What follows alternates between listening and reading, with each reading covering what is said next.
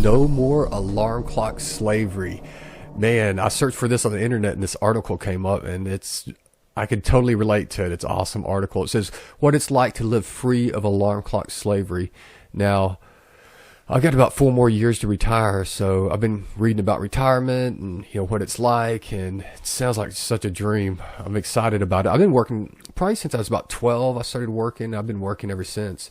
And I would love to be able to just travel and have some freedom of not getting up at the same time every day. And this article really spells it out nicely.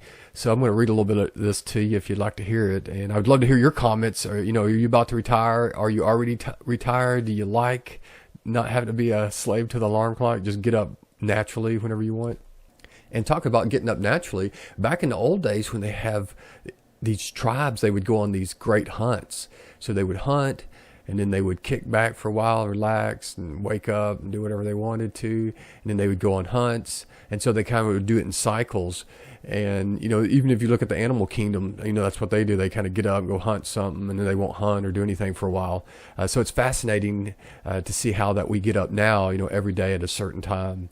But anyway, let's get back to the story here. So here he says, I love the freedom of rising up out of bed whenever I want, of not having an annoying alarm clock jolt me out of the sleep 5 days a week. If you're still at the mercy of the alarm clock slavery, here's what it's like not to have to. So yeah, thanks, dude. But no, a real cool dude. Awesome website he has too. And if he talks about retirement and how to retire early and stuff. So I'll leave a link in the description below. But yeah, definitely check him out. My financial independence has made the alarm clock a thing of the past. It's been over 14 years since I had to endure a first thing in the morning commute to report to a desk or punch into a time clock by a given time. That's 14 years without having to wake up before I'm ready. 14 years without the unwanted adrenaline jolt of a sudden awakening of a clanging noise. It says 14 years, without having a lurch groggily out of bed to meet an externally imposed daily deadline. Having the daily freedom to sleep or wake as I see fit is one huge little benefit that I gained when I became job free. It's the sun that gently and naturally wakes me. I rise rested and alert without an uncalled for shot of adrenaline coursing through my system. On the long days of summer, I'm up and raring to go by 6, but on the shorter days of winter, just before the time change, it could be 8 before I get up. No matter, when you are financially free as I am, you are the one that determines when you should wake up or not.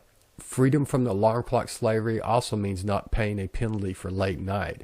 One of the things that I love to do in the evenings is play computer strategy games. Some of the nights I get so engrossed that time just flies by without my notice. Before I know it, it's 2 or 3 and I'm still fully awake and playing away. But it doesn't matter. If I sleep later the next morning, then I sleep later the next morning. There's no need to force myself to wake up to meet an unbending job start time. There is no next morning price to pay for my late night. How does one put a dollar value on that daily freedom? What's it worth?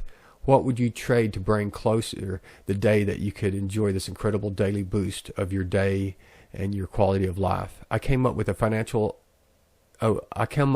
any financial assumptions that would help me put a dollar value on my freedom from the alarm clock slavery.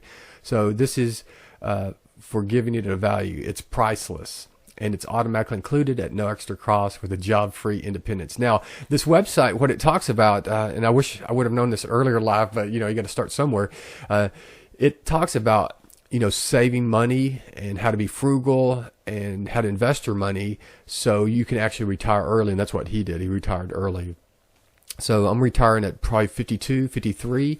But if I would have done some things differently earlier in life, I probably retired a lot. I probably got retired at 40.